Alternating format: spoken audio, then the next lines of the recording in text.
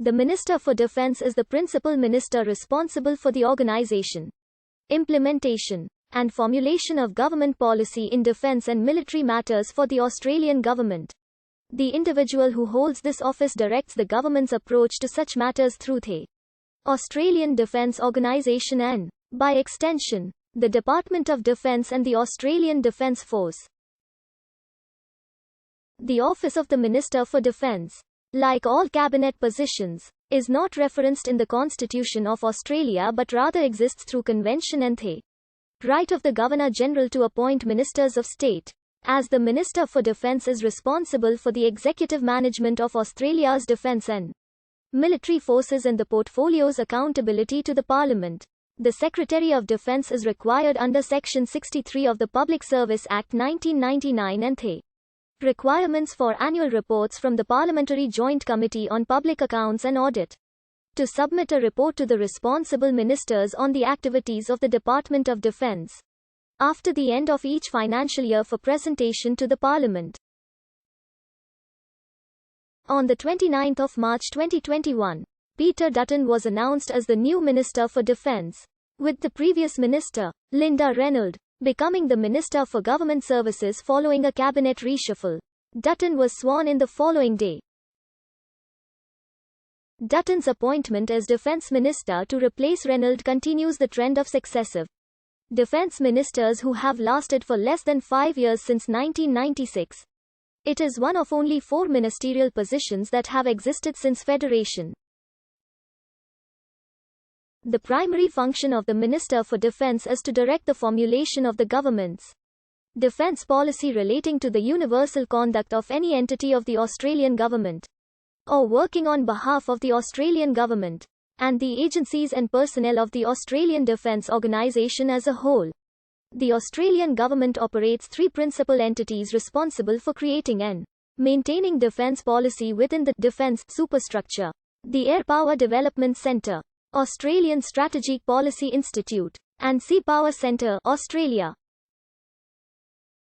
Additionally, the Australian government, often at the direct request of the Prime Minister, will expend extensive introspective resources for the publication of defence white papers so as to assess the current extent of Australia's defence capabilities and infrastructure and investigate the best manner of improving defence in such a way that will positively inform the government's policy. The most recent white paper publication is the 2016 Defence White Paper that includes 3 elements: the 2016 Defence White Paper itself, 2016 Integrated Investment Programme, and 2016 Defence Industry Policy Statement. Presented on the 24th of February 2016 and published the same day. It is the 8th Defence White Paper since 1976 and defined 3 key strategic objectives that the defence portfolios and governments of both parties have had little debate over. Recent ministers for defence for both political parties have typically formed their policy around the strict and professional advice of Australia's leading policy experts and senior military personnel and has generally caused little controversy. Over the years there have been a number of ministers with a variety of functions involved in the defence portfolio. In the period November 1939 to April 1942, there was no position named Minister of Defence. Instead, several ministers were responsible for the various tasks and duties that are presently under the purview of the Minister for Defence.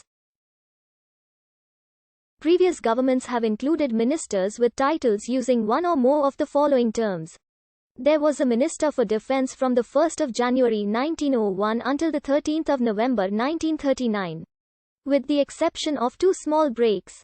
Robert Mingus, the Prime Minister, abolished the position on the outbreak of World War II and created separate ministers for the Navy, the Army and the Air, with himself as Minister for Defence Coordination in his first ministry. He retained this position until the fall of his government, and then held the post in the brief government of Arthur Fadden. John Curtin initially followed the same arrangement as Mingus in his ministry until the 14th of April 1942, when he took the title of Minister for Defence. The separate titles of ministers for the Navy, the Army and the Air were abolished in the second Whitlam ministry on the 30th of November 1973. When the separate departments of Navy, Army and Air were also abolished, there had also been a separate Navy portfolio between 1915 and 1921. The following have served as Minister for Defense. The following individuals have been appointed as Assistant Minister for Defense, or any of its precedent titles. The following served as Minister for the Navy. The following served as Minister for the Army. The following served as Minister for Air.